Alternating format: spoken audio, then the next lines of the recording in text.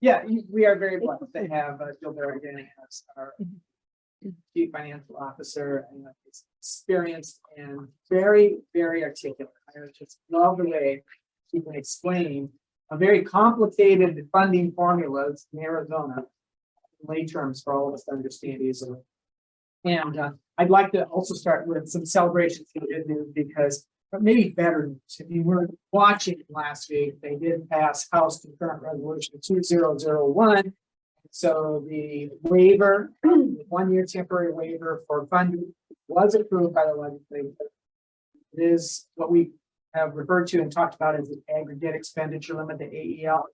So not completely resolved, even if they don't spend another dollar more in next year's state budget, they'll still be over the aggregate expenditure limit and still have to go through this. So there really is still the need to address the formula from 1980. There's still the need to either fix it on a permanent basis or eliminate it. But at least we have a relief that with their action last week, we basically authorized the expenditures they appropriate. And so we're happy about that. We appreciate our legislators that did support that. Jill, it's all yours for the rest of the good news. Okay, I'll switch with Yep. you so you can do that. We'll see if you all agree with Dr. Bales in a moment if I make things more simple. I don't own the complicated formula that the state owns that. But I do own trying to explain it all to you guys. So if there's something that is unclear, feel free to ask for clarification on that. Okay, let's get started. And I do talk about the AEL a little bit, even though we did get it fixed for this year. So we're going to go over some of the major funds in school districts and how we get those funds. I do talk about the aggregate expenditure limit a little bit. There were some questions, I think, from the group about what vacancy savings are. So I'm going to explain that briefly. I'm going to talk a little bit about what parents can do to help. And then we have some maybe future budget issues that might be on the table that we should discuss too. Okay. Starting with our major funds. Our primary district funds are maintenance and operation. That is our day-to-day operating expenditures. And there's a calculation we have for that we get a per pupil funding amount for that I will walk you all through. Then we have district additional assistance. We also have one in here called Classroom Site Fund. I'm going to save that for a future meeting, but just want you to know that it is a fund that exists. There are a lot of details that go into Classroom Site Fund, so that I think would have taken a little bit too long for today. And then bond. Bond is a fund that not all school districts have. So whoever had that question earlier, we do have a bond in the district, and I will talk a little bit about that as well. Okay. Yeah, very good. So starting with our funding formula as well as our overrides. The funding formula is what the state has in ARS Title 15. That's what dictates school education code in the state of Arizona. We have per pupil funding formulas in there. Overrides are in addition to that and what school districts can ask their local taxpayers to approve. We're going to talk about both of those things. So with the funding formula, the legislature decides that amount of per pupil funding. And it's generally going to be the same for every student in the state of Arizona in terms of if we have a 5th grade student that attends PV schools and that student were then to move to the Scottsdale Unified School District, they would be funded the same in general from school district to school district. Students then receive a weighted student count. So if we're still talking about that same 5th grade student, there is a per pupil formula, and then there is a weight that student gets beyond that. So if they were to just get the per pupil formula, that would be like a 1.0. But there are reasons that students get weights added onto them. The most prominent one being if they are a special education student, maybe they now have a weight of 2. So they're getting funded for double the amount of a general per pupil student. And I'll show you an example of that. We have lots of special education weights. Some of them are almost as high as an 8.0. In other words, the state recognizes that it takes nearly 8 times the amount of funding for a student with that particular disability to be educated in the state of Arizona than it would a general education student. Okay. So the per student funding times that total weighted student count is what ultimately gives us our revenue control limit for the district. The revenue control limit is the largest portion of our M&O budget, our maintenance and operation budget that I mentioned. That's our general day-to-day expenditures. That's where our salaries come out of, the benefits that we pay, our staff come out of that, and several other things that we'll discuss in a moment. We also have a per student funding formula for that district additional assistance piece, which is the capital. So you have your maintenance and operation fund, your day-to-day expenditures, but you also have capital needs in the school district. You need to maintain your buildings, you have furniture that you've got to buy for students, you've got technology, curriculum, and all kinds of other things. Those things will generally come out of the capital fund, and in most instances, district additional. So we get a per pupil amount for that as well, times the number of students that have. As I mentioned, overrides are additions to those funding formulas. So we have the basic funding formula that the state provides, and then sometimes the school district says, hey, we want to do more for the kids in our district. And so in order to do that, we would like to ask our local community to pass an override. And that can be an M&O override or a district additional assistance override. We happen to have both in PV. We have an incredibly supportive community here in PV, and we just passed our most recent M&O override November 2022, a few months ago. So overrides must be approved by local voters. Yes, ma'am. When you're saying override, you bond and override are kind of used interchangeably. In They are not. They are separate. I will go over Okay, bond here sorry. shortly. Overrides are only for M&O and for district additional assistance. Bonds are something completely separate. I go into details on all three of them. Okay. So going into the per student funding formula, like I talked about, we have a weighted student count times a per pupil funding, and that gives us the funding per student. So this is an individual student example, very simplified example. I talked about a 5th grade general education student. So 5th grade, all students have weights, even if they're just a grade level weight, even if they don't have a special education or ELL or gifted category assigned to them. So a 5th grade student has a weight of 1.158. That's an actual weight, not a made up weight. That's what the students are weighted in the state of Arizona. This year, our per pupil funding is $4,775.27. How does that compare to other states? It's much lower than other states. I don't have that number in here, but it's generally we're usually at the bottom 40s. So I think currently we're at like 47s or 48s.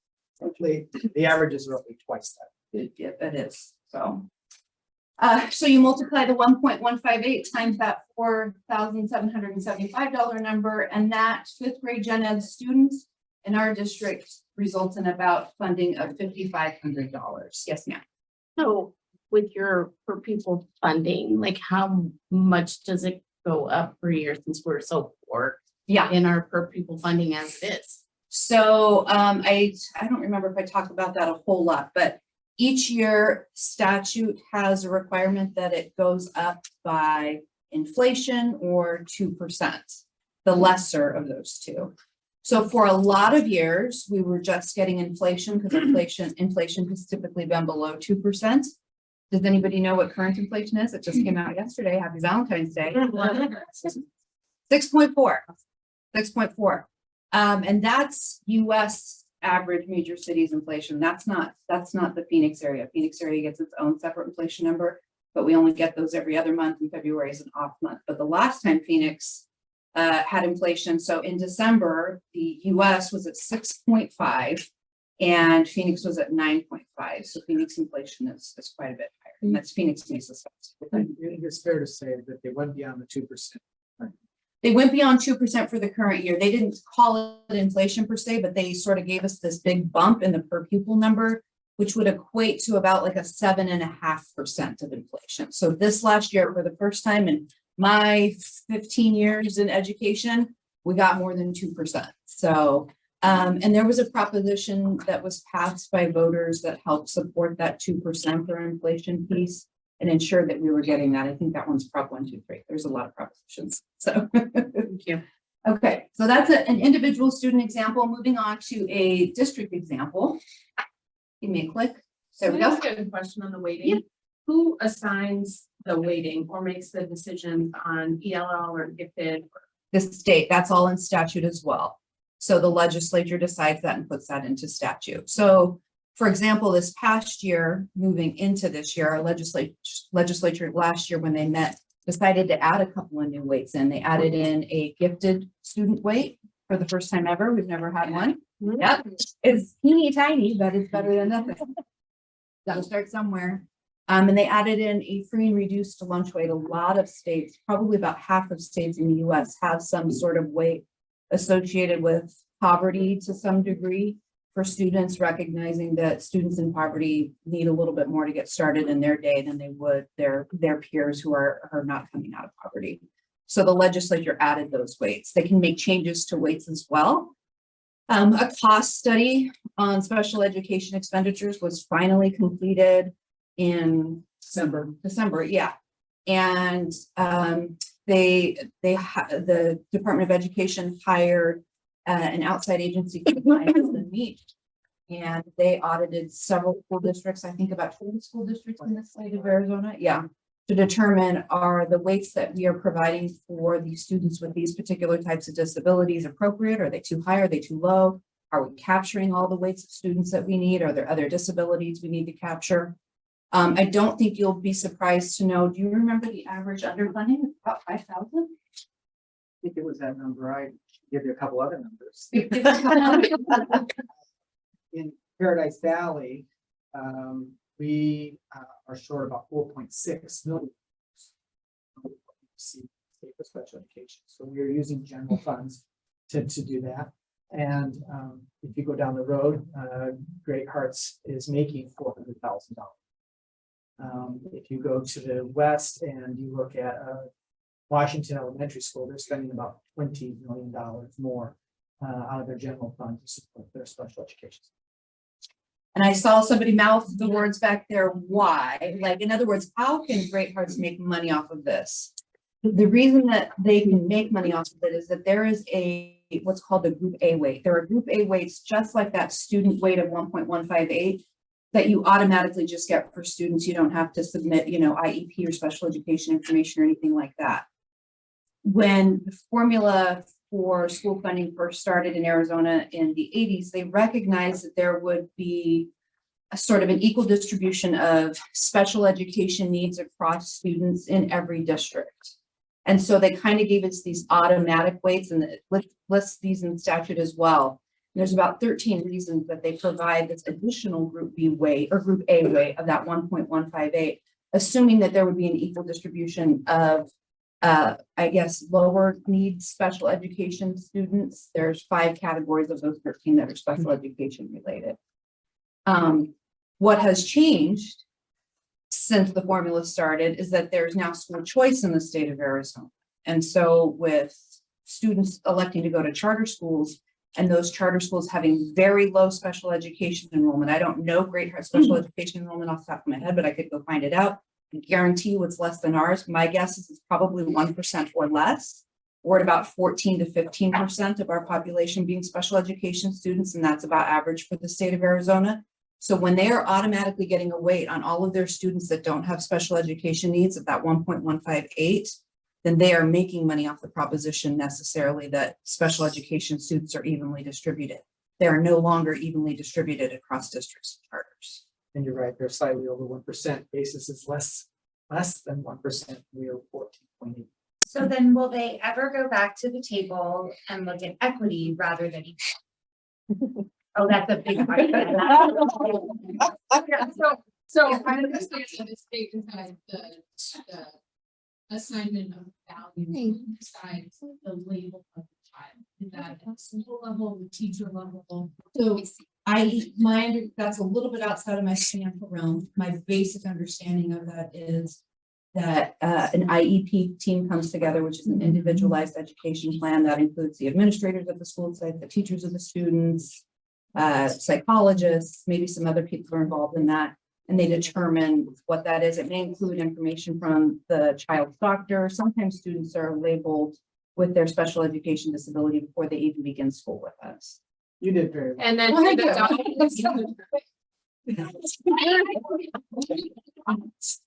from the state to this. So does the school get funded based on the student calculation for the students in their population? Yes. Yep. Oh gosh, guys, I got a lot more slides. Go ahead. we have this 39,089 students. How does the government or legislature know that there is this one particular student is special education? We tell them, So what if it changes mid-year? Does it have to wait till the next school year? no, we tell them, if there's any changes to a student's IEP, we report that Well, information. no, what if they appropriately. didn't have an IEP beginning and all of a sudden, so it's automatically. Yeah, whatever changes happen, we upload all that And information. then the automatic, only the district gets that funding. from the state. Yeah, there's no supposedly, that is what happens. So just so that I understand, for clarity, like, my child started school normally, right? And then needed assistance, got tested, and then starting November, he now had an IEP and, being therapist and so forth.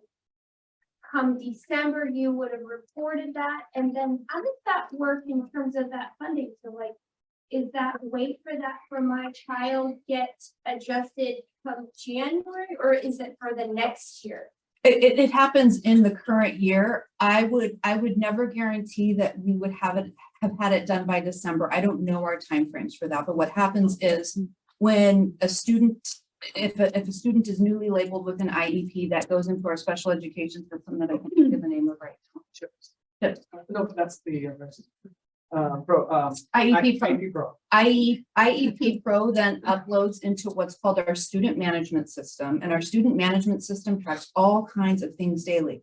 It tracks who is enrolled in our schools, if they were tardy, do we get a full day of funding for them or part day funding for them, all of those types of things, including their special education information. That is then uploaded to the state so that they know what our actual ADM is supposed to be, our average daily membership. That number right there, 39,000. Yep.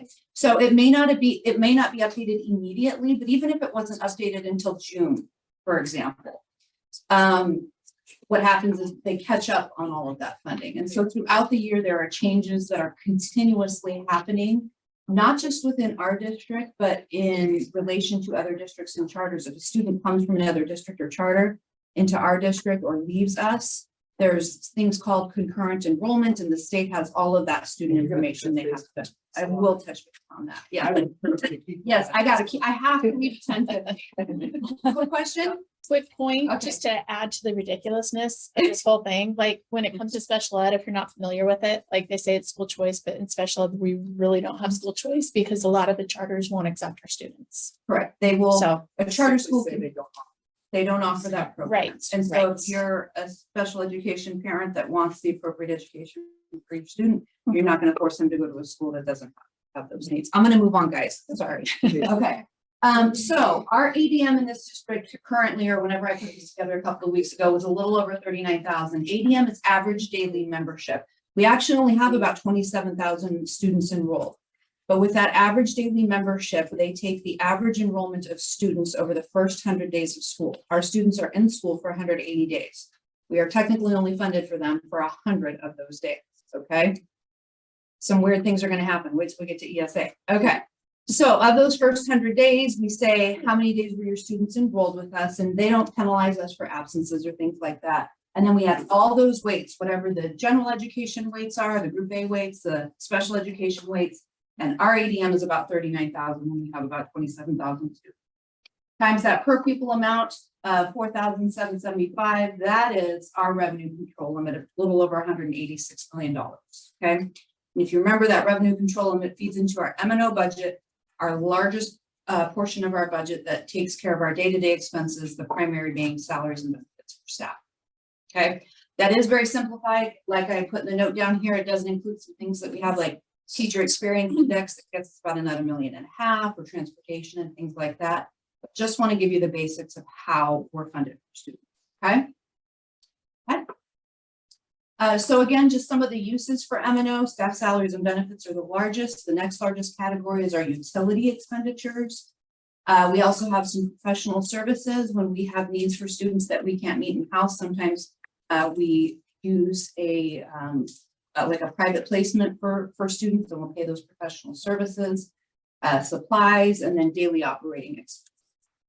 Okay. This is a pie chart of our fiscal year 21-22 M&O expenditures, what we say by object code. And as you can see, I told you, the bulk of it is on salaries and benefits. Okay, salaries and benefits for students or for teachers. The benefits include the payroll taxes we pay for them, as well as the medical insurance. Then you see a portion for purchase services, a little bit for supplies, and then just teeny tiny little 0.1% for other expenditures. Okay. Moving on to district additional assistance and what that can be used for. With district additional assistance is that capital funding piece. We get a per pupil for that as well, times our ADM. And that's generally going to be used for things like land, buildings, and improvements to our buildings, furniture and athletic equipment and computer software. We can do pupil and non-pupil transportation vehicles. Pupil transportation vehicles are obviously our big yellow buses. Non-pupil transportation vehicles, we have some white fleet vehicles in the district for mostly for maintenance needs, generally what those are for. Textbooks, instructional aids, library books. That's generally what we use district additional assistance for. Is that consistent across most districts? Is that split of capital and M&O spending? That's legal. Or is that the legal? Those are the, in terms of how we spend them or in terms of the dollars? In terms of how you spend them? Yep, in terms of the dollars, that's what statute says you can spend those things on. Yep, statute. Yep. Just real quick, Yeah. the dollar value for that, the slides. So dollar value for district additional assistance, we get, so there was an increase to that this year more than what we have been typically getting for that, because what we've been typically getting for that is nothing. And then for about 9 years is we got cut as much as 87% of what the statutory formula was for students, which was about $450 for K-8 students and $525-ish for our 9-12 students. For about 9 years, we're getting 25% of that formula, Mhm. and our charters are getting 100% of the formula. They were still getting their full 100% of what's called their charter additional assistance. So we have district additional assistance that we had cut from kind of just shortly after the recession up until last year. It was finally fully funded again. So and then moving into this year, we got a little bit of an increase in the per pupil amount more, we hadn't ever gotten an increase before. I don't remember the new amounts off the top of my head, but it was about $75 per student more, I think. Okay. So what are overrides? So we've talked about what the state funds for us already, our M&O and our district additional assistance basics, but we can do overrides for both of those things. And overrides are those voter approved initiatives that we ask the voters who live within the boundaries of the Paradise Valley Unified School District to support in addition to the state funding formula. The first one being maintenance and operation override, that can be up to 15% of the revenue control limit. Who remembers what our revenue control limit number was? From a couple slides ago. $186 million. There we go. Or as a reminder, what I'd just like to say in a simplified version is that per pupil amount for M&O times the number of students we have. It's a very simplified version of that, but that's just kind of a reminder of what that RCL calculates to. So we can have an additional up to 15% of that $186 million. That is valid for 7 years, but with an M&O override in years 6 and 7, you decrease by 30% or 33%. So there's like a phase down with an M&O override. With district additional assistance, that's up to 10% of the RCL. And it's good for 7 years, but there's no phase down with the district additional assistance. Okay. First is what we thank our voters for passing last. We sure do. Thank you to everyone in the room who voted yes for that. So now we'll get into bonds a little bit. Bonds are different than those override. Bonds are also voter approved initiatives that go on the ballot in the November timeframe. We used to be able to go out for overrides and bonds in, I think it was May and November, but that changed about 10 years ago now. So you can only go out once a year or one time during the year. So bond authorization, it varies if you're an elementary or a union district versus a unified district. So we're a unified district. We have both elementary and high school in ours. So we can do 20% of our assessed values. So it's based on the assessed values of all properties within the boundaries of the school district. And we can sell those bonds. So we first get authorized by voters. So our last bond, we asked for $236 million in 2019. Our voters said yes and approved that authorization. And then we can sell those bonds for up to 10 years afterwards. We don't wait that long. We just sold all of those bonds in December. So we sold those bonds over about a 4-year time frame. And then we use them to do the projects. Currently, the bond committee is meeting. We have a couple of friends in the room who are part of the bond committee. We just had a meeting last night. We're reevaluating what to do as a recommendation for potentially going out this November of 2023. The district's been going out every 4 years for a bond. That's just the cycle that we've gotten into. So that would put us at November of 2023, since the last time we went out was 2019.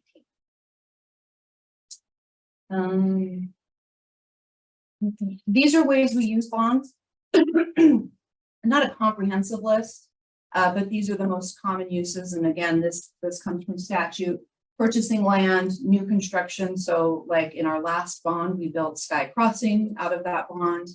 But mostly the biggest part of our bonds are renovations to our current buildings, and sometimes rebuilding our current buildings that we rebuilt all now. Then we have architecture and engineering fees that go along with those things.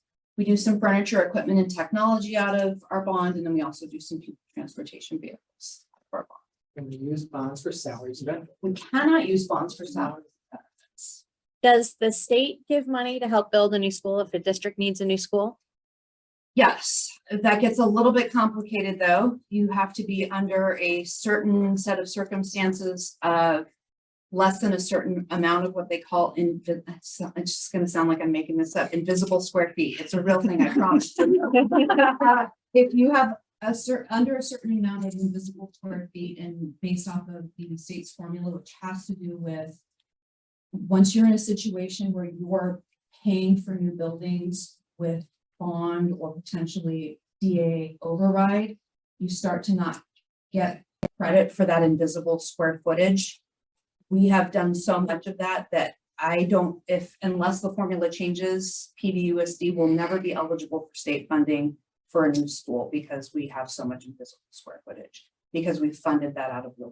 So the only way to fix roofs or to build something new is through bonds, practically speaking? Generally, yes, there are some exceptions to that. We do have our per pupil district additional assistance funding amount, but we send a lot of that, 85% of that, and about to be 90% of that towards our M&O budget. You have flexibility. You don't have to use it for capital. And the district's made decisions in the past to use our district additional assistance funding to support staff salaries. So remind us again, how big is that budget, the district additional assistance the state gives us for capital?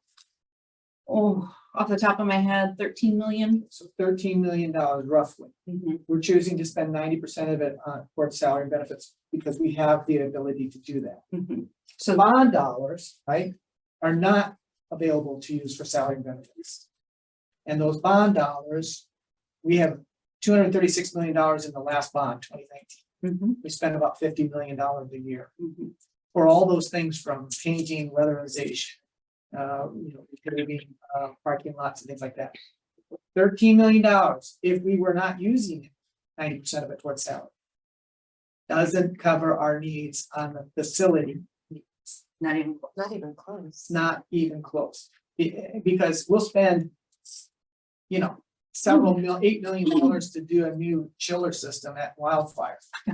Okay, that's one building out of 44 sites, and sometimes we can't predict when those things go down.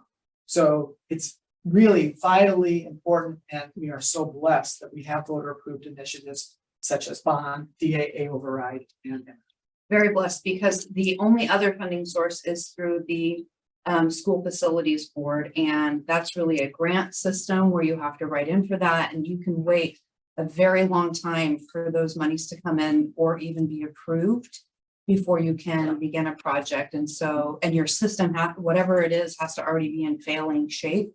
So if you're talking about an HVAC, like, can you imagine waiting 6 months before we can repair an HVAC at a school? There are school districts in the state that are in those very sets of circumstances because they don't have bonds or overrides. So we're very, very lucky. What about the labor or the cost of doing a maintenance project or an upgrade project? Meaning, can that be funded out of bond? Right. Yep, absolutely. Yep. it's just teachers. Quick note, I learned recently that like Great Hearts has 3 times the long-term debt of the average school district in the city, just so. Wow, I had no idea. Yeah, so it's super interesting. But I was curious, who sets the interest rate for our bonds and what's the duration, the repayment duration? So the limit on the duration of bonds is 20 years. We can't do more than 20 years. We generally do a 20-year bond. Interest rates are set by market rate, just like if you were to go out and get a loan, it's whatever the market dictates at that point in time. So when we went and sold bonds in December, our true all-in interest rate was just a little bit over 3%. And do you use money from new sales to pay back old bonds or bonds that are being? No, the money for paying back bonds comes from the local taxpayer. So if you look at your tax bill, you'll see that's why we have to ask the voters to approve the bond, because then that is an increase to the tax rate. And so on your tax bill, you'll see what the tax rate is just for the basic funding formula for your school district, because local taxpayers cover a portion of that. And then the portion for any bonds and overrides, and you'll see how that affects your tax bill as well.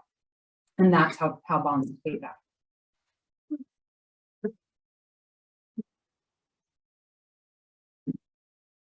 So this is what our current bonds and overrides are. Currently, we have that $236 million bond that voters passed in November of 2019.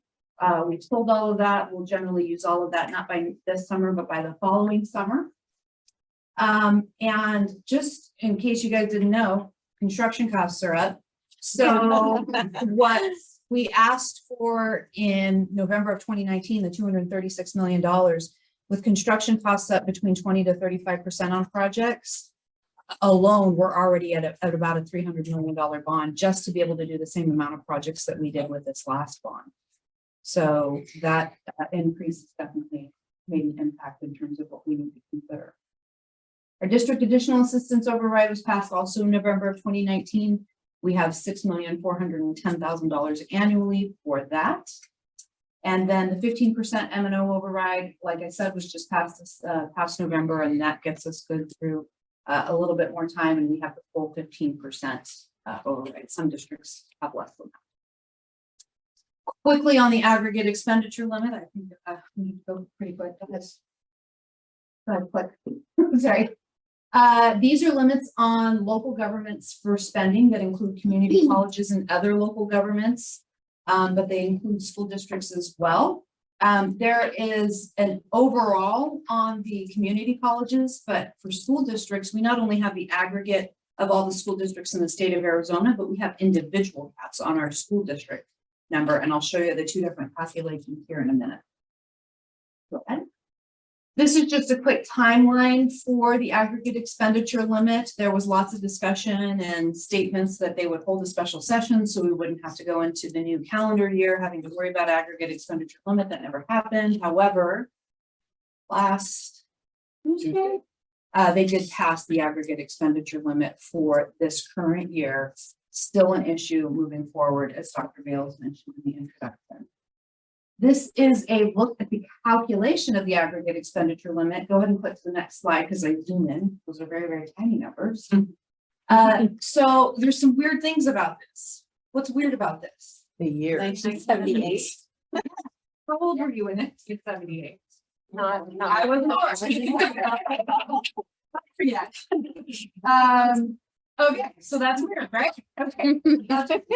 So 21-22 student counts. First of all, we start with numbers based off of last year. So we're dealing with current year, but already there's a little bit of an issue because they're dealing with our student count numbers from last year. And if anybody doesn't know, the state of Arizona is growing. So we have more students statewide. Oh, and by the way, this only applies to school districts.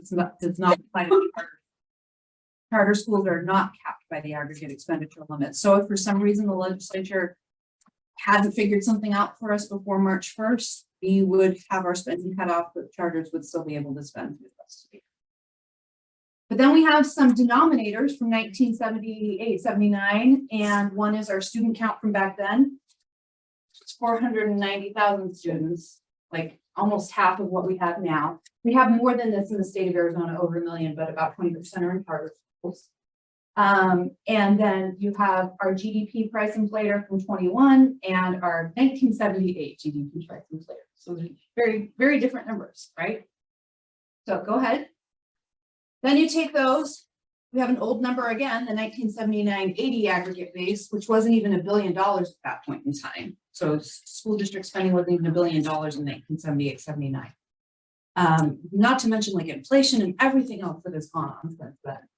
You multiply all those numbers out, and what they say is our aggregate expenditure limit shouldn't be more than $5.8 billion. Go ahead on the slide. In some year, I don't remember which one off the top of my head, they said, oh, well, we'll give you a little bump to that. We'll let you have a little bit more. We'll let you have 10% more. So you take that 5.8 number, multiply it by 1.1, 10% more. And now they say, okay, your aggregate expenditure limit can be 6.4 billion. Go on to the next slide. Our total statewide applicable expenditures, can anybody read that in the back row? 7 billion. 7.9 billion. Okay, and so the limit based off the calculation is 6.4 billion. So we've gone over by nearly 1.4 billion, or about 17.5%. The 7.9 billion, that's what the state approved to give to That is what district. the state approved to give us. So if you ever want a beautiful example of bureaucracy, the aggregate expenditure limit is one of those. Not only have we approved this amount for you to spend next year, we want to kind of wait and dangle this in front of you for a little bit longer before we can say, oh, now you can actually take that out of your bank account. Okay, that's what this is. For our school district, that was almost $43 million. Now we have more than that 186 million I showed in our revenue control limit, because I said there's other things after that. We have other funds, so on and so forth. But $43 million of our day-to-day operating expenditures is a big chunk of money. Okay, so you may all rest easy and sleep well tonight. That was approved for this year. We'll need to work on that for future year. Okay.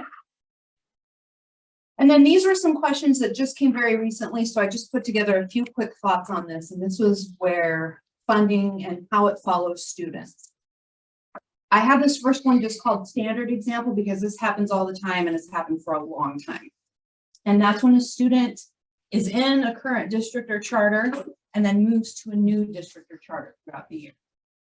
I talked about the fact that students are only funded on the first 100 days of school, even though they're in school for 180 days. Our 100th day is generally towards the end of January, and that's pretty typical for most school districts and charter schools. If the student moves on day 51 of 180, both the first district charter or the second district charter receive 50%. The student within the first one for 50 days and the second one for 50 days are going to get 50% of that per pupil funding. If the student moves on day 101 of 180, the LEA with the first 100 days gets 100%, and the second LEA, meaning the district or charter, gets nothing, okay? Because we stop calculating where the student was enrolled after the first 100 days of school. So right now we passed the 100-day mark. Yeah, Is so that if a fair? new student comes to our school, we are So we funding get nothing new. for them. 1,000 new students could all pour in and our budget would not change Correct, for this year. for this year.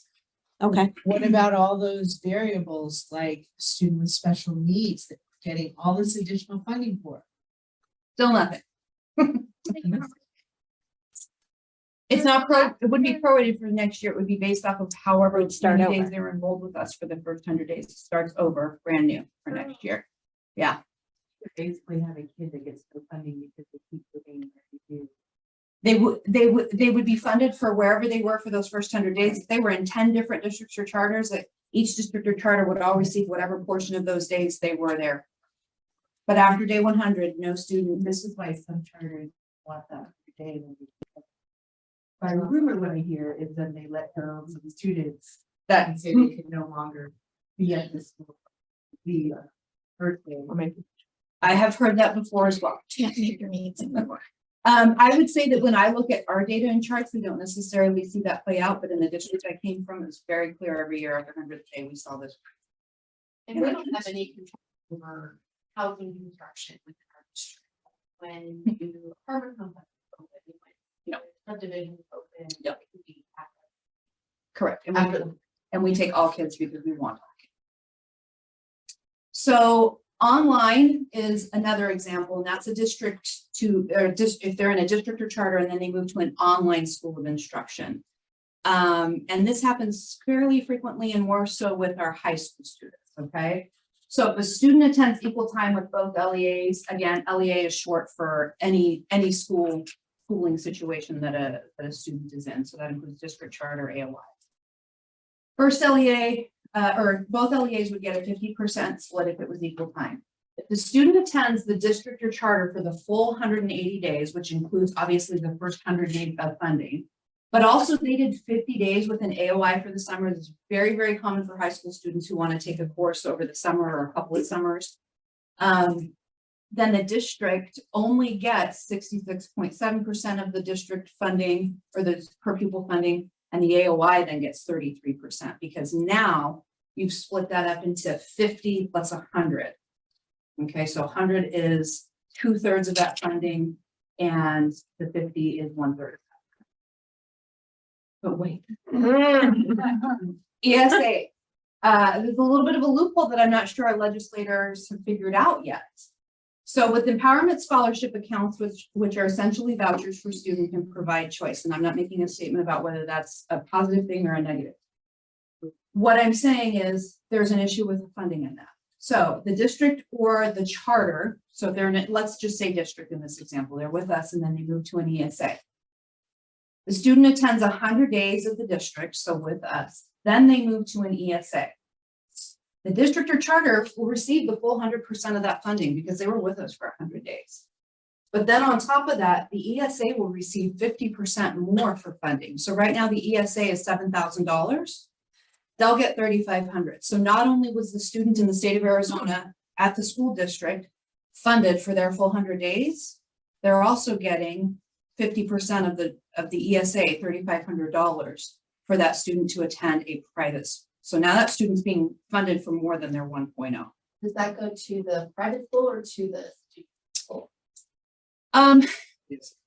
The ESA recipient, I don't know how it's working now. It used to be that it would go directly to a debit card that the parent or guardian would have access to, but there were some issues with mismanagement of those things. So I don't know now if that goes directly to the private school or if it goes to the student. Just the class wallet, Oh, thank you, Class Wallet. Okay. but class wallet's only gonna be in existence for another 6 months, and then they're switching over to a new program. And you are correct, they've taken away the debit card. Got it. Thank you. But you could still pay for stuff that doesn't seem school related. You take them to all these. If, Yeah. yeah, they could, they may be audited on that and have to explain how that relates to their student education. But the reason that that can happen, where the student can get another $3,500 on top of their per pupil funding, is because with ESAs, the school calendar isn't part of the calculation. The 100 days, that has nothing to do with ESAs. ESAs are funded based off of quarter, okay? So first quarter, July 1st through September 30th, so on and so forth. So that's why I say they can get 50%, because when did I say 100th day generally is for school districts? End of January. So even if they only attended one day in Q3, even if they only attended on March 31st, they get the full 25% of that quarter's payment. So not only do they get the Q3 payment, they also get the Q4 payment. Thus, they're getting $3,500 more for that student. Is there any law that they're gonna relook at the ESA, or this is all gone to, or is it indefinite? They just did it. Every law in the state of Arizona is up for looking at every year. Okay, so that's not like something that's gonna remain, like other things expire in 7 years, What you another need years. to know is that our current legislature, as it has for the last 20 years, has been pushing and supporting the school choice initiative, and ESAs are an extrapolation of that. And so many current bills that are down there are going to enhance or expand ESAs. To quickly elaborate, I mean, we, to the general public in Arizona, have voted twice to not expand school vouchers. But the legislature then went ahead and said, screw your vote, we're going to make our own rules and extend the. I do have to get going. So I think that's the last, there's a program. Okay, so vacancy savings, very, very quickly. Vacancy savings are positions that are vacant throughout the year. We have a savings from those. Our vacancy savings right now, because we do have lots of vacancies, feeds into our budget balance carry forward. And we try to maintain a minimum budget balance carry forward, particularly in our M&O fund each year between 7% and 8%. And so right now that helps ensure that we have that minimum budget balance carried forward. When things start changing in the future and we're filling all of those positions, we'll have to determine at that time what we're going to do with budget balance carried forward. That's a quick. Is it a choice vacancy or are the positions open, but you haven't filled? Positions open, but we haven't. Future budget issues, we need to keep going on aggregate expenditure limit for our permanent fix. We need to pay attention to what's happening with ESA bills throughout. And we need to see probably what's happening with some other funding from a school district perspective. I have to be pretty brief on that. What parents can do to help, next slide, is these are your legislators, guys. This is our district right here, the whole thing. And then I know it's confusing because then it says District 2, 3, 4, and 5, but those are our legislative districts. So it may be a little bit hard for you to determine where you live, but you can go onto the Arizona State Legislature website and determine who your legislators are by your address. And so these are your District 2 representatives and senators, 3, 4, and 5. And so you can contact those folks. They do appreciate hearing from parents. And we know that our parents are always respectful, but also providing factual information for them to consider at the same time. I think Dr. Bales could probably handle most of the questions, if not all of them. You good? Thank you.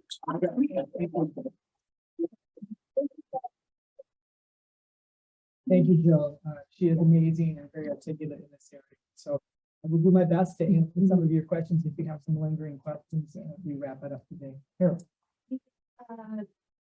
So I've got the AOI, the online instruction, in summer school. We can do it like K through 12, we can get students who participate in community college. Correct. K-12. And then we have our own online. So are we paid the same for people for a student who starts at a school in person and then switches to our online school? Once again, the data is updated regularly. So if they go completely online, our AOI school, as does every other AOI school, I believe is funded at 95%. It's not completely 100%. So it's slightly less. But Yes, then that money stays within our district, it does. If they're still enrolled with us, we're providing services. whether it's PD online. So we might be receiving less funding, but we're still providing services. One of the big challenges about current year funding, when the state moved to current year funding, we build budget projections, we issue contracts and what we anticipate, right? And that's what makes this very, very difficult because current year funding says if it changes mid-year, you got to change. Well, we have our benefits and salaries are tied up 85% of people. So when we make changes, it impacts people. We used to be on a prior year funding formula. And that gave us a year to make those adjustments, to eliminate the contracts and the people and to right size. That's not where we're at.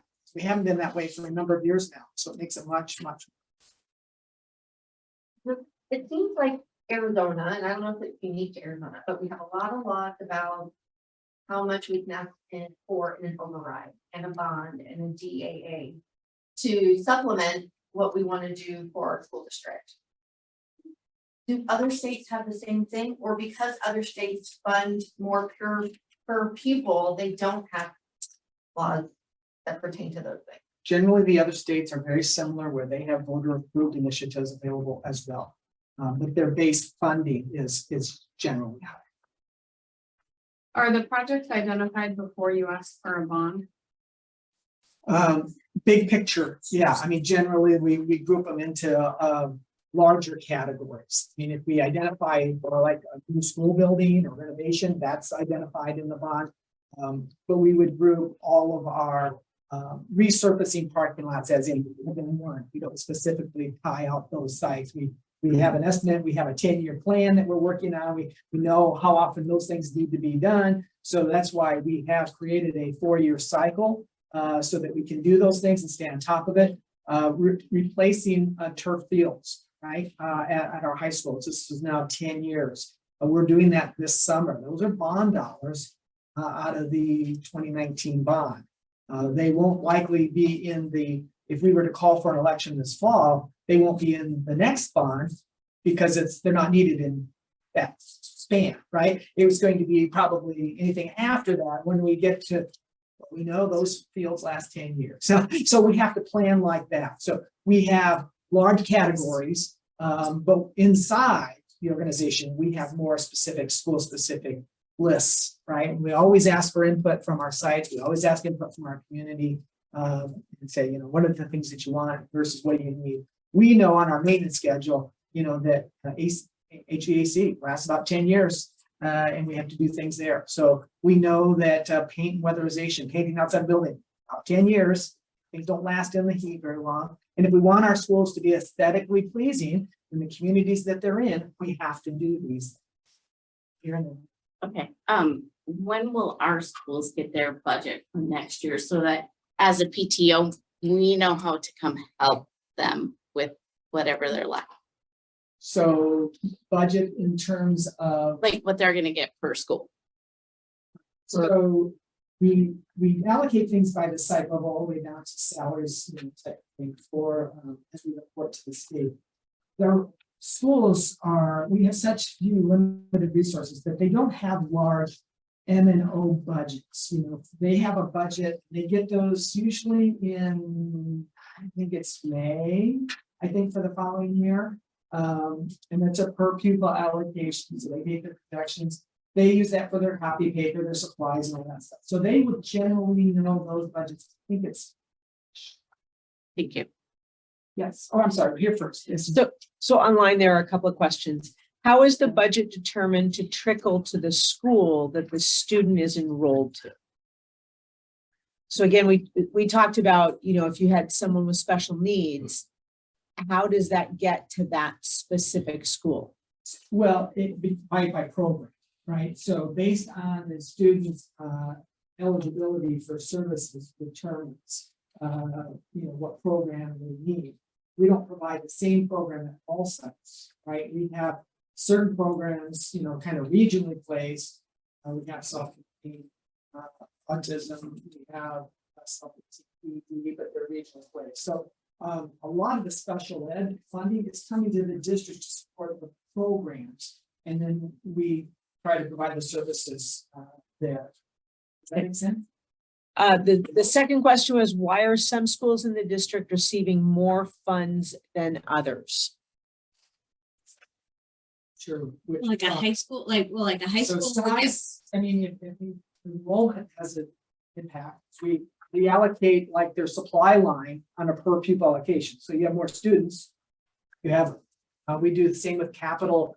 We usually give them some capital budgets so that the site can make some determinations about, replacing cafeteria tables. We would have said, so the enrollment drives a lot of those because we have an equal number that will allocate on a per pupil basis. Okay, the question was, why does one school get their parking lot paved while another looks like crap? But it's that it's rotated. I mean, we go through different ones. Maintenance. Cycle, we look at the price. And, we also look at, the frequency of use, right? I mean, we have a large campus like the Horizon City campus, right? And their facility rentals. There's a lot of traffic on these campuses from 6 in the morning to 11 o'clock at night, almost 7 days a week. And so they get torn up a little bit more than say their small elementary school. So, the parking lots sometimes have to be more frequent at a higher use site than at a lower use site. But that's what our maintenance department does. They manage those kind of plans for upkeep. So besides the per pupil dollar loss, what the ESA expansion, what financial, has the ESA expansion put any additional financial strain on it besides that? Per pupil. There's less money.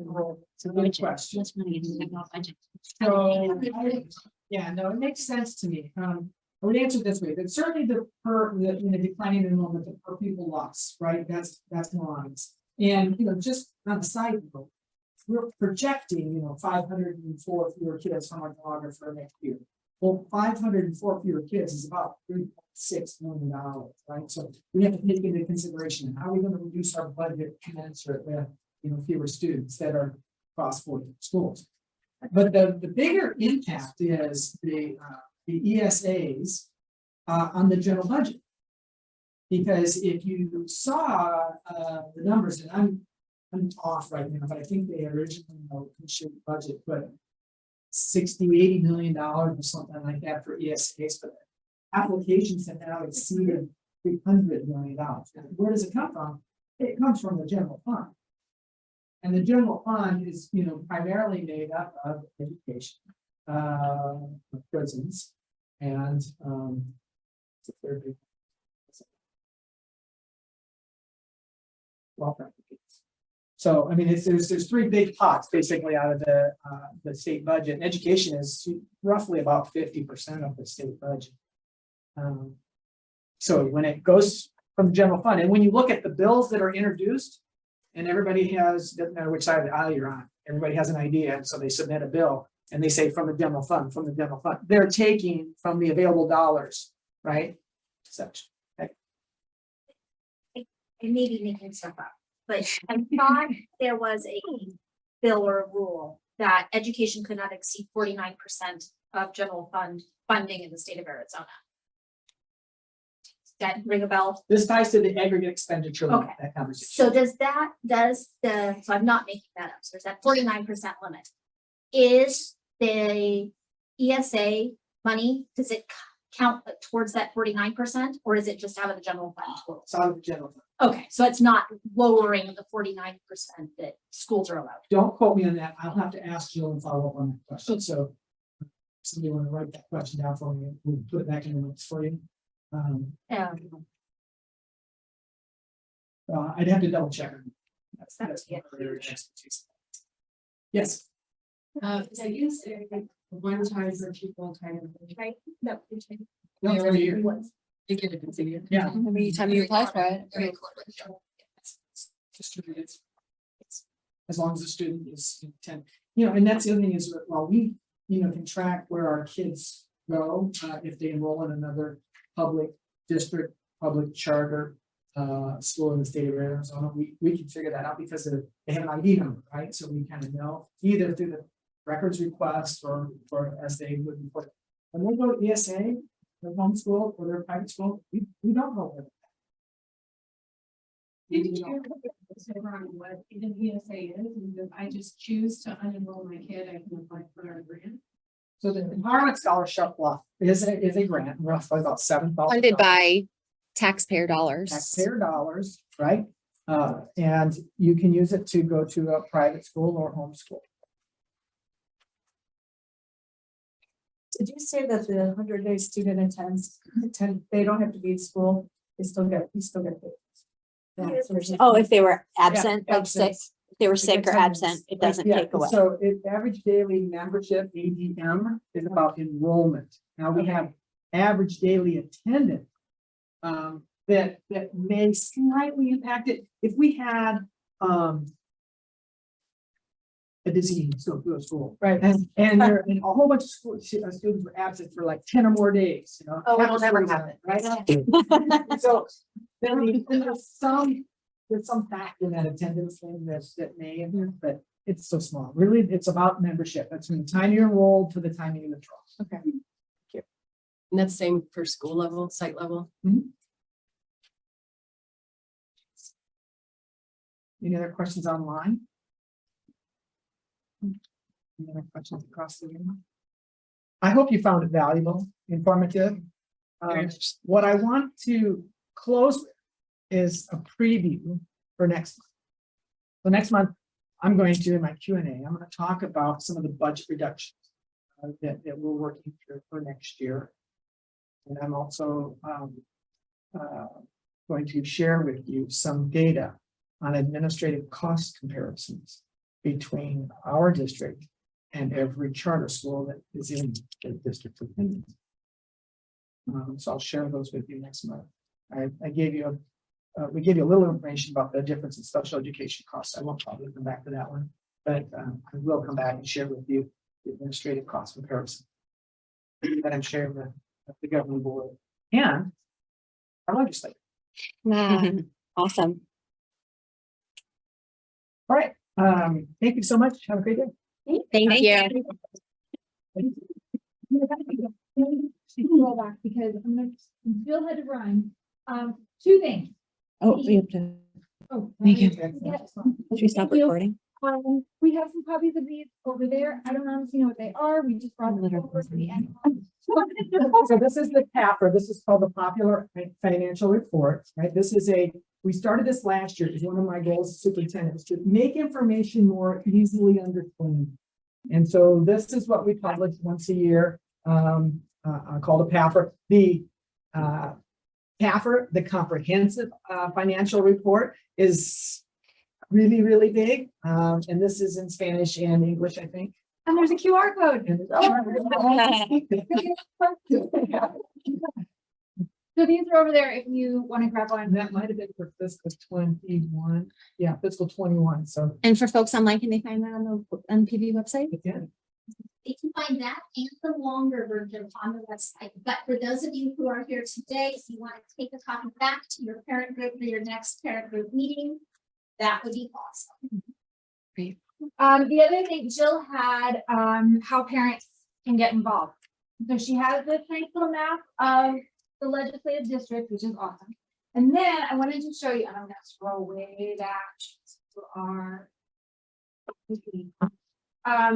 on our website, if you go to the homepage. It's way back, so we didn't have time to go, but now we're coming back to it. We have some information up here for parents, community members, anyone, just about getting involved in the legislative process. And anybody can go to our website, right? Tell your friends, even if they don't have kids in the district, it's great information. You can find out who your legislator is, what LD do you live in, so that you could then get involved at that local level. And the Arizona State Legislature website, it's a wreck. There's a ton of information, right? And it's a lot, but if you start slow, find the topic you're interested, and just kind of start paying attention to things in the news. Your legislature, they have town hall events. I know LD4 representative and senator had a town hall on Sunday. During the Super Bowl, right? Right before the Super Bowl. Yeah. And then you got good, so that was awesome. The election calendar, find your polling place, register to vote. You can register to vote year round. If you move and you need to update your voter registration, you can do that. Very easy. And some information about primary elections for independent voters. Different, yes. On the first slide you showed, it has a button for request to speak. And if you're not familiar with that, so you can register with that with the state. And it doesn't require you to speak at something like to speak at a hearing. You can actually go after you register and go in there and see all the different House bills and Senate bills. You can give like a thumbs up and a thumbs down and like leave a comment. And that's seen by your legislator. So it allows you to provide your About accountability to them, having seen our opinions. That- To use them. Next election. Yeah, but is that publicized in where I live? Yeah, well, you can see what it's like, the opinions. Yeah, you can see everyone's.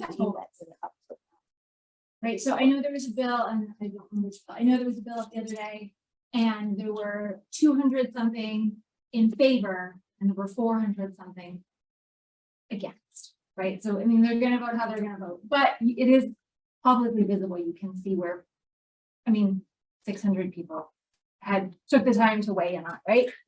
But if more people paid attention, the elected officials would know, right? People are watching all the time. You can't just push through something and not be accountable, right? Right, so we encourage you to be engaged, learn about your, where you live, who are your representatives.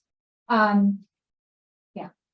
So that is on our website. So you can go check it out, put in your address and figure out your specific info. Thank you, everybody. Oh, wow. We will see you in March. Thank you, Dr. Bill. We will see you in March after spring break.